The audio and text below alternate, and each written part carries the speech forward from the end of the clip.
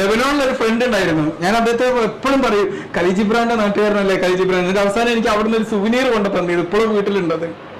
നല്ല ആ നാട്ടിലെ ഒലീവ് മരത്തുനിന്ന് കട്ട് ചെയ്ത് ഖലീൽ വന്നപ്പോ ഈ ഒരു ഖലീൽ ജിബ്രാനെ കൂടി കിട്ടി. ഖലീൽ ജിബ്രാനെയും കിട്ടി. നിനക്ക് വീണ്ടും ഒന്ന് ഒരു എനർജി കിട്ടിയില്ലേ പുസ്തകത്തിനുള്ള?